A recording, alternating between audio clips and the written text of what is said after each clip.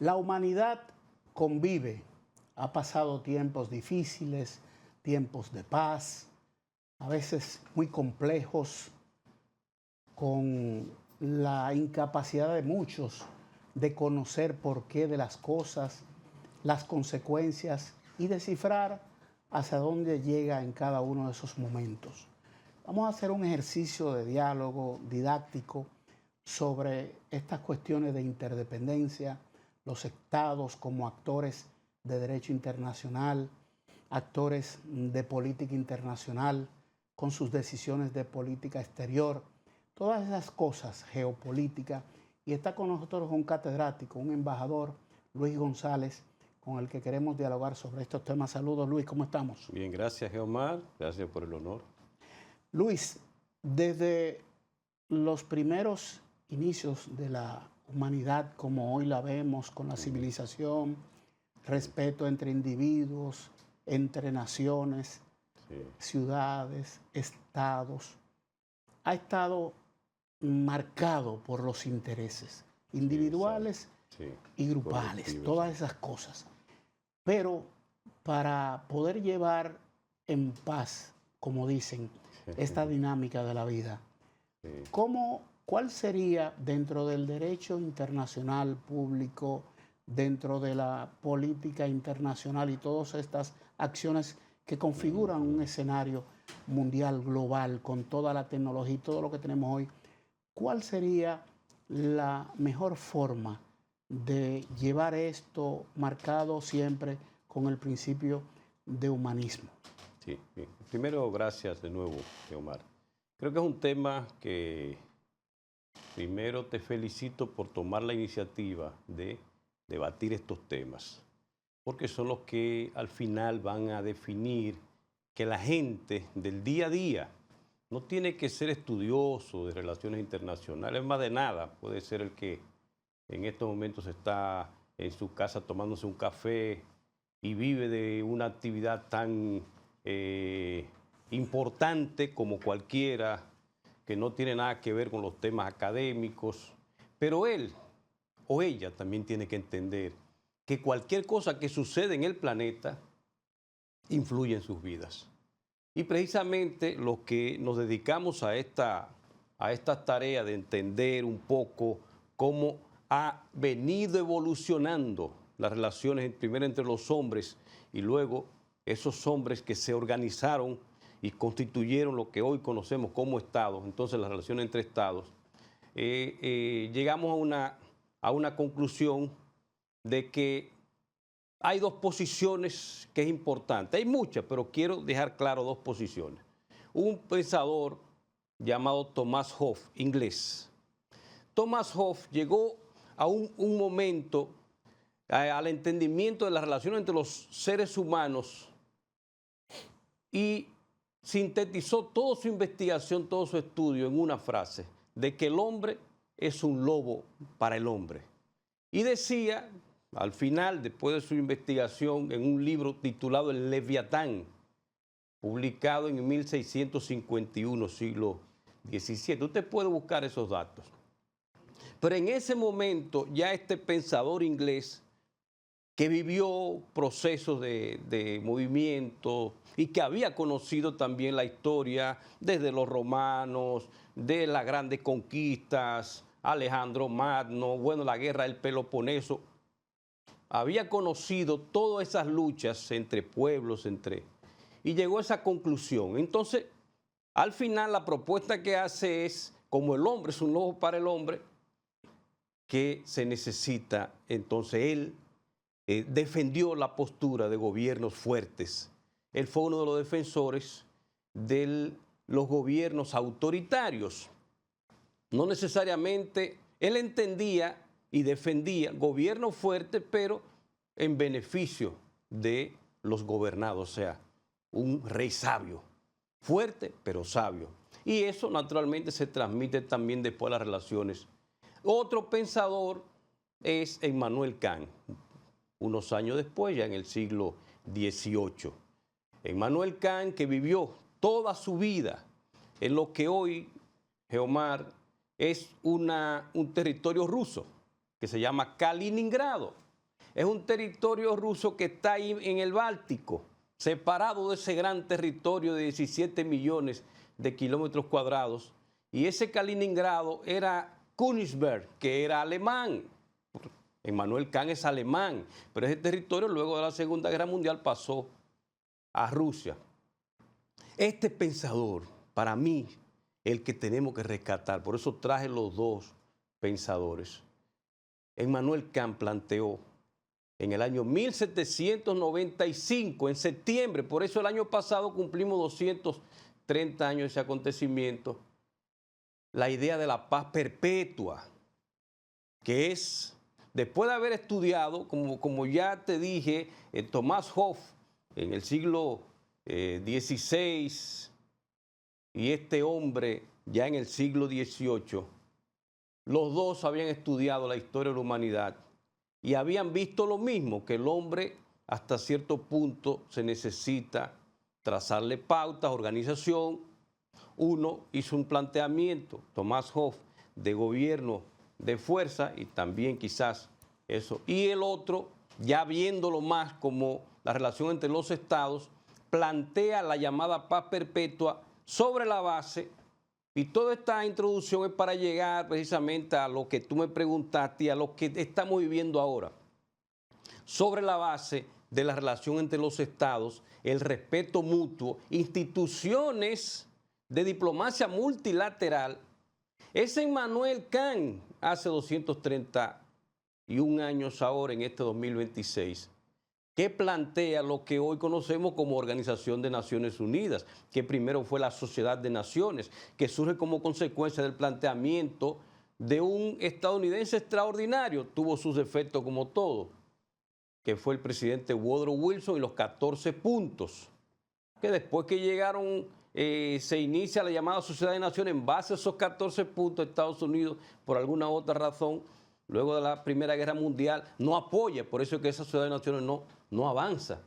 Y es lo que trae como consecuencia de que entonces surja en Alemania la figura de Adolfo Hitler, que publica Mein Kampf, o Mi Lucha, en el 1925, y que en el 1922 surgiera en Italia Benito Mussolini, con esas figuras de derecha radical, que se conoce como nazismo, por un lado.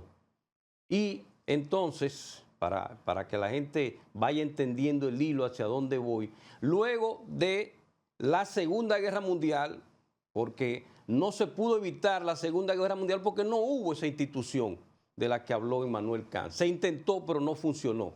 La Sociedad de Naciones.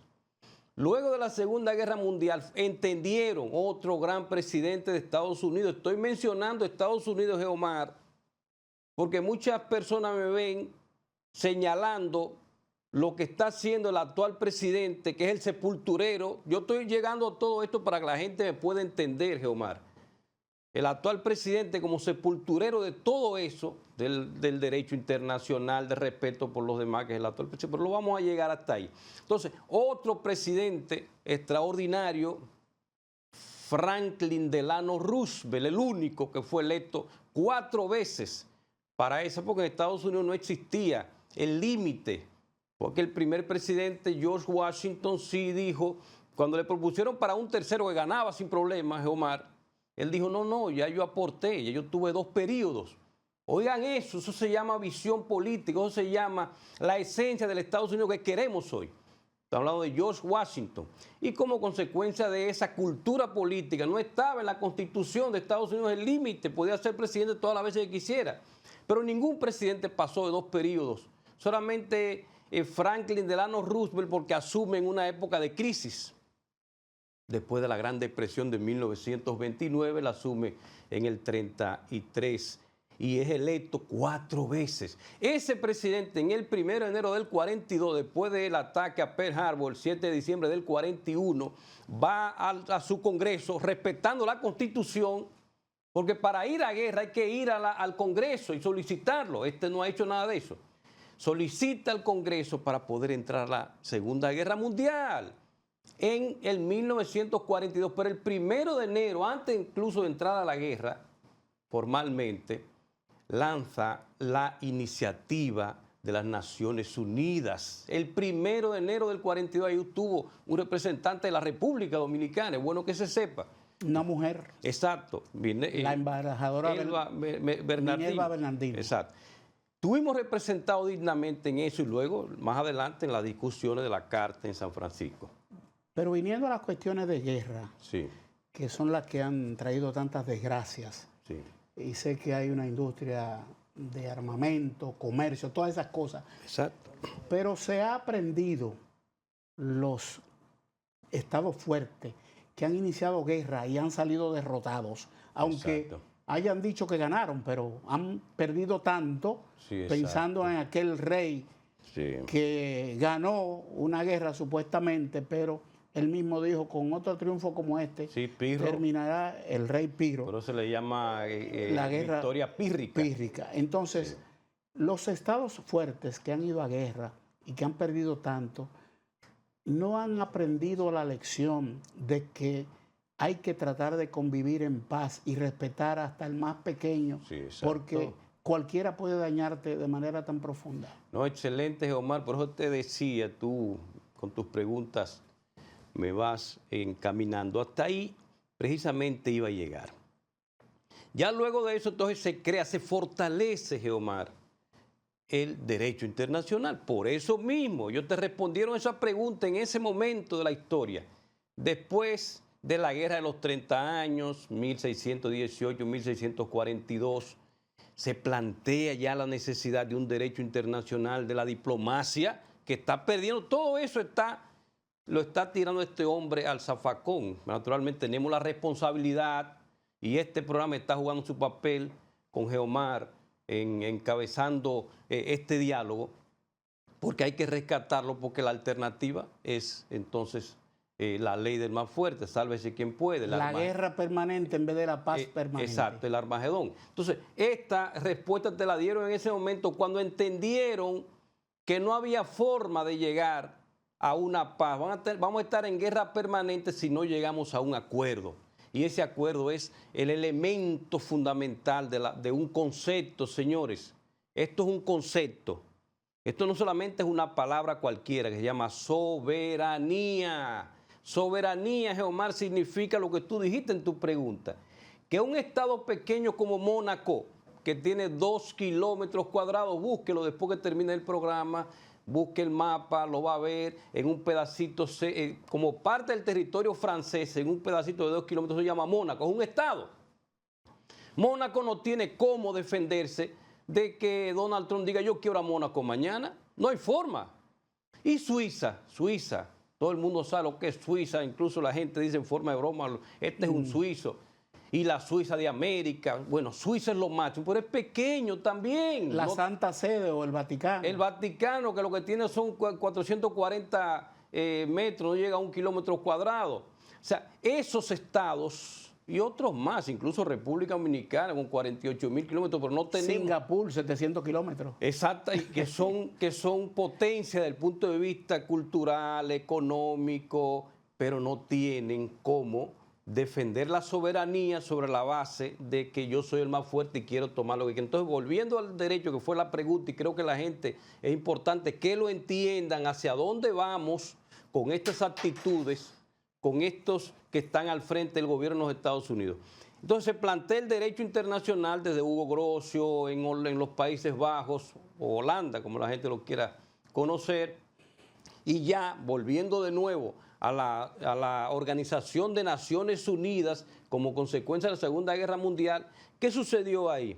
Que comenzamos una era de tranquilidad y de paz, en ese momento una guerra fría, porque hubo dos modelos ideológicos. Pero aún así, guerra fría, tranquilidad, claro, con algunas escaramuzas, pero se estaba logrando el objetivo soñado por Immanuel Kant en base a una institución de diplomacia multilateral, quizás, Geomar, de la más democrática del planeta, o incluso hasta la organización, hasta cómo se ubica, que tú conoces muy bien la sede de la ONU en Nueva York, ¿Cómo se ubican, cómo se sienten en orden alfabético? No por ni siquiera dimensión de por Estado, nada de no, el órgano más democrático, como lo llamó Paul Kennedy, el Parlamento de la Humanidad, que es la Asamblea General, en ese augusto salón que está en Nueva York, aunque es un territorio del mundo. Neutro, supuestamente. Exacto, se supone que es neutro, pero está en Nueva York.